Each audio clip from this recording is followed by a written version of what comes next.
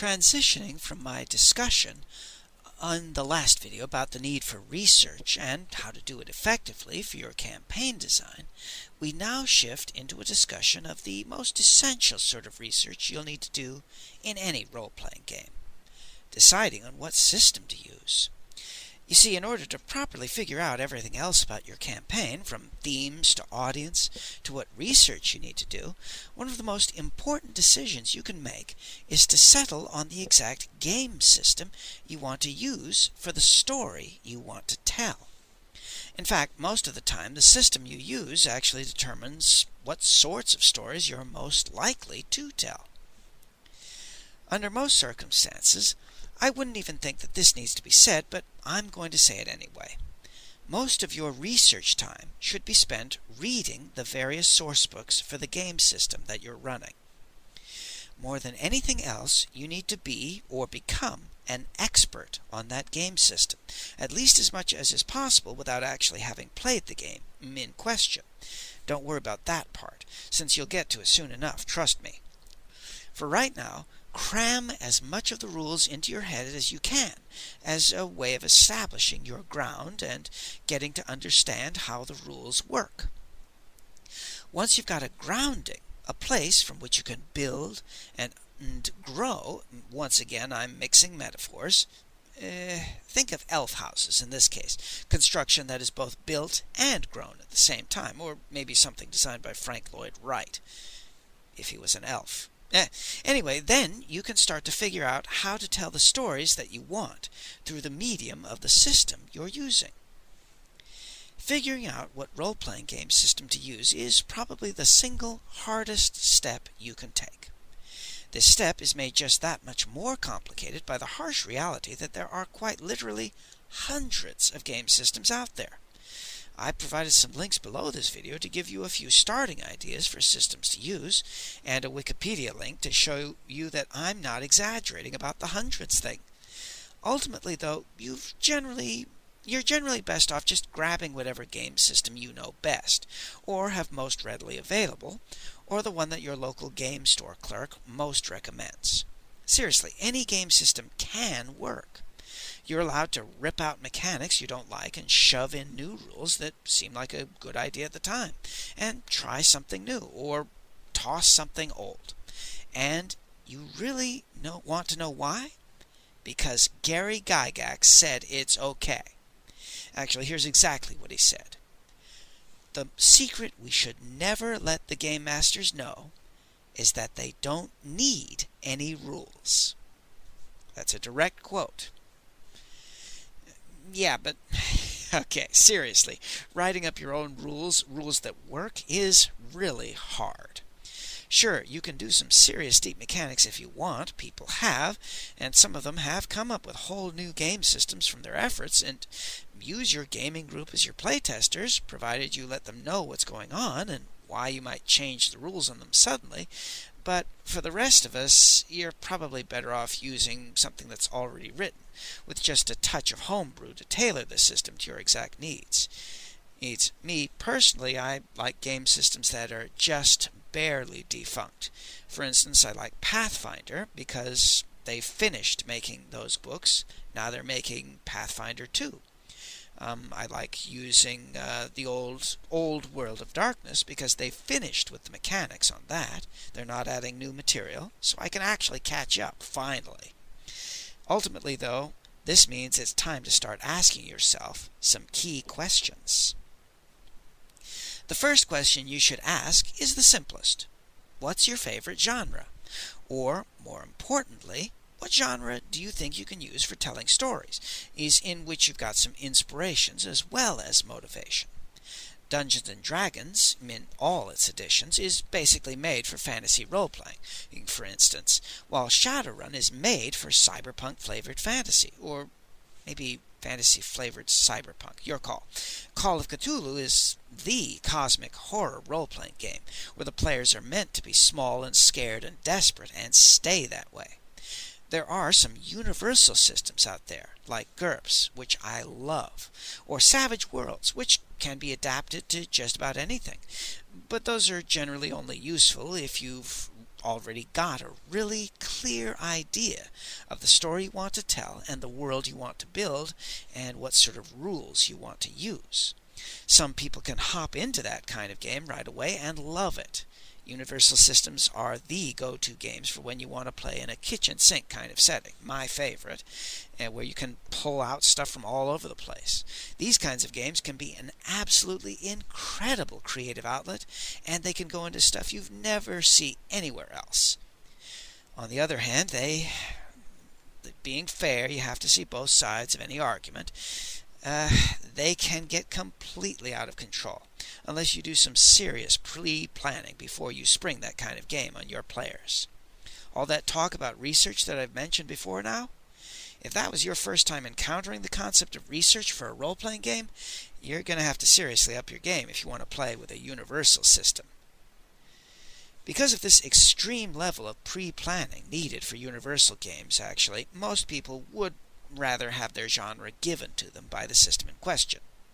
While I love using universal game systems, I also see nothing wrong with using a genre-centered system. I've done so myself plenty of times and enjoyed it, and see the value in them.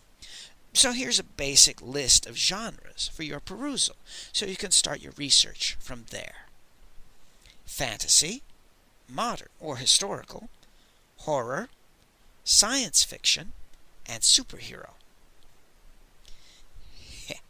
In all of the above genres, for example, probably one of the most pointed examples of modern or of the historical variety I can think of is Castle Falkenstein, which is kind of cool. But moving on, in all of the above genres, there's another question to answer. What's the ambient light level? Or to put it another way, is the setting meant to be grim and gritty, or is it meant to be heroic? Typically, the easiest way you can answer that question is to answer the corollary question. How easy is it to kill the player characters? Find the answer to that question, and immediately you know exactly how grimdark your present game system probably is. For example, tie together the fantasy genre and heroic light setting. Instantly, you've got a game like Pathfinder or Dungeons & Dragons while using the Mythic Adventure rules, or White Wolf's Exalted, or some variants on the more modern versions of Dungeons & Dragons. Then again, D&D is kind of the fantasy RPG. It can be adjusted to suit all flavors, from vanilla to chocolate to rocky road, depending on how far you're willing to tweak things. Or you could take science fiction, then tack grimdark onto it, and promptly your game turns into cyberpunk. Or maybe a few rounds of Slay Industries, if you're in the mood for some fun with a game that revels in its use of the term splatterpunk. The reverse is also true. Grim and gritty fantasy instantly equals Hackmaster, or some seriously Gygaxian old-school original D&D, and heroic science fiction means one of the Star Trek or Star Wars games, or Paizo Publishing Starfinder, although that's also a pretty adaptable sort of game, just like D&D. It does have its problems, but, well, that's the subject for other people to discuss. Science fiction with a heroic bent also includes pretty much all superhero games, though those cross over all over, until they really deserve their own separate genre. Or you might go browsing around for whatever you can find on the shelves of your local game or bookstore, or in the vast, limitless space of the internet's shopping zones. Now that books have gone largely digital, finding a game for all your specific needs has gotten easier than ever. There's also another part to consider when you're picking the system you want to use. How does it balance the three basal corners of role-playing games, Ames's tetrahedron of play, those being action, character and world building, and storytelling? Just remember, with every game system, no matter how carefully it might have been crafted, there are always pros and cons. You've just got to figure out which pros you like best, and which cons don't bother you too much. Before picking up a copy of a role-playing system, be sure to check the internet for reviews, and talk to people who've played the system, and can give you first-hand accounts and war stories. And as you do so, try to figure out how much of each of the triad of gaming, action, character and world building, and storytelling compose the fundamental expectations of that particular game system's core rules. To better explain what each of those terms means, here's a quick rundown. Action is the ability of a game to get things done. More specifically, in a role-playing game, action usually means violence, especially productive violence. Although sometimes this violence can be, say, against traps, in the form of, lockpicking. That is a form of violence, and it is getting things done. Typically, games that focus heavily on action are also pretty light on rules.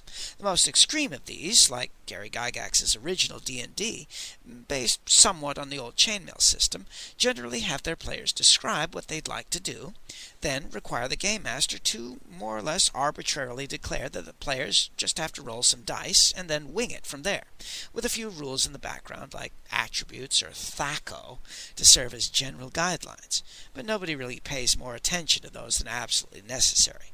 You're there to kill things and take their stuff in an action-centered game. Or, if you've got a paladin in your party, you're killing bad things, then giving some of the stuff you take to in-game charities. Role-playing. Action-centered games tend to make the character creation system pretty simple, because life tends to be cheap all around, and a given character of a given level, and these kind of games almost always rely on levels to function, tends to be pretty similar to another character of the same level in the same class. So if your present character bites it to some bad luck on a save or die roll, then you can just roll up another 3 or 16 similar characters and rush back into the meat grinder. Tomb of Horrors, anybody? The advantage of action-centered systems is that you can have action, and lots of it. That kind of murder hoboism can be honestly cathartic, especially if you've had a rough week. There's a sense of pure power trippage in taking the god of doom head-on and coming out the victor. The disadvantage, though, is that sometimes, after a while, games like this can feel very samey. I mean, once you've killed one greater deity of doom, you might as well have killed them all. The characters made with this sort of disposable, interchangeable system might as well be cookie-cutter cutouts, except for their history and their cool stuff. And seriously, how much can anyone pillage and burn before the smoke starts to get in your eyes? Then, you've got games where your character actually matters. At the same time, in games like this, the world around the player characters tends to be about equally as well developed. GURPS was one of the first games to create such an intense focus on making characters that mattered, so much so, in fact, that there were game mechanics to gauge how a given character dealt with various psychological disorders, like phobias or addictions, in the course of a game session. The big advantage of such systems is that you can get the very real impression that your character means something, and there's a sort of immersion possible in worlds created like this to match the depth that goes into the characters made in these systems that's really hard to beat. The problem, of course, is that it takes a lot of time and effort to get games like this going, and if the game system is made to be grimdark, with easy character deaths, then your players are going to constantly be on eggshells, unwilling to take any risks, while trying out a new sort of character, if you ever get bored with the one you've presently got, is going to be a real challenge, not just to make, but to fit into the intricacies of the game world. Generally, you can spot a game with a heavy focus on building characters and or worlds by glancing through the character building section of the core game manual, whatever game it might be. If it encompasses more than 2 chapters, or the equivalent information that might be expected in more than 2 chapters, then you've probably got a character-heavy system. If any mention is ever made of character flaws, drawbacks, disadvantages, or something similar, then you've definitely got a character-heavy game on your hands. After all, advantages are expected parts of any game, but stuff that makes playing your character harder? Yeah, that's all about the character development. Frequently, world building will also be a part of such games, and often on a similar level with the character development expected from the same development expected from the player characters. You won't always be able to see that right away, though, because sometimes systems that are heavy on world building hide big chunks of their rules for doing that sort of thing in books outside of the core rulebook. I am once again looking at you, GURPS, you and your splat books. That's less of a problem these days, as various downturns in the international economy has rendered most role-playing gamers a great deal less patient with companies that refuse to share the important stuff in a single book. But if you intend to play any sort of classic system, be prepared to have to start book hunting if you're serious about getting the most out of your game. Finally, there are games that focus on storytelling. The White Wolf Publishing series of storyteller games from back in the 1990s were the real prize takers in this category. For these games, the game books spent absolutely massive amounts of time and space on the intricacies of telling stories, and on developing the mythology of the worlds in which the players were expected to navigate their characters. Frequently, there was at least as much space dedicated to how to fit players into a plot as there was to making the characters in the first place. The advantage of such systems, like Mayfair Games' Underground, or Pariah Press's The Whispering Vault, or Key 20 Publishing's Little Fears, was that you really felt that you were a part of a much bigger story, and that there was a more vast scope to the world than your players or their characters would ever experience. In other words, the worlds and the stories in such game systems frequently felt real, creating a sense of true verisimilitude.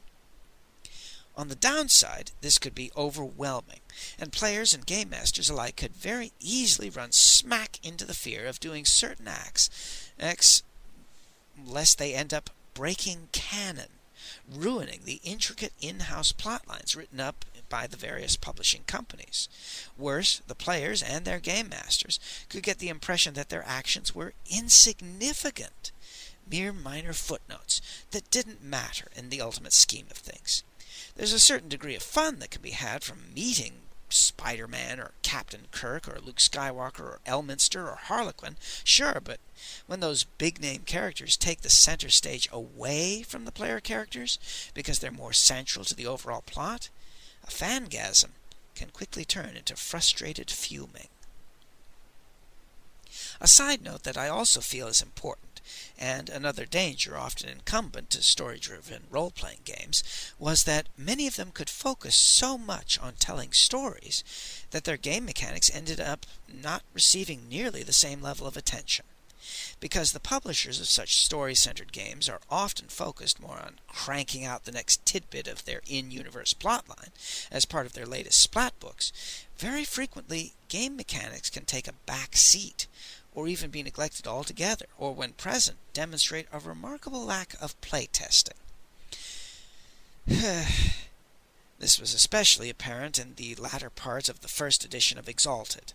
But moving on, for this reason, and so as to ensure that your players' characters stay at the center of the plot, I personally recommend not worrying too hard about collecting more than a token number of the storybooks from such game systems.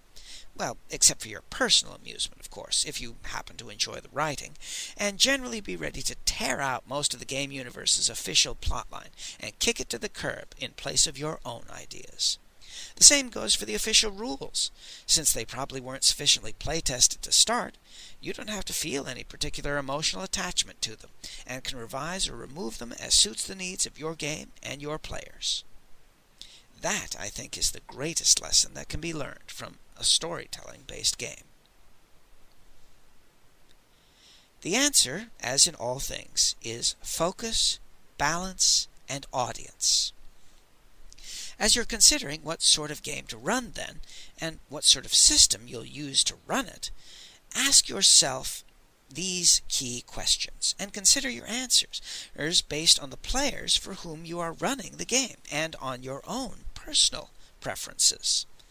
What genre do you want to use? How much action will be present? How much violence, gore, and death? How much murder-hobo activity will be tolerated or expected? What other options for problem-solving will be available or encouraged? How in-depth do you want the player characters to be? What will their motivations be, simple or complex? And see murder hoboage above. How intricate do you want your rules system to be? How complex a story do you want to tell? How much will you rely on the canon of pre-published game worlds? How much of an impact will your players be allowed to make? Are they allowed to break the universe, or are they expected not to stray beyond the bounds of the canon? Once you've given these questions some serious consideration, then you're probably ready to start seriously considering what system you're going to use in order to tell the stories that you want to share with your players through your games. I really hope that this video was both interesting and useful. If you want to see more, please hit the like and subscribe buttons. And with all of that said, and all of that done, I wish you all the very best.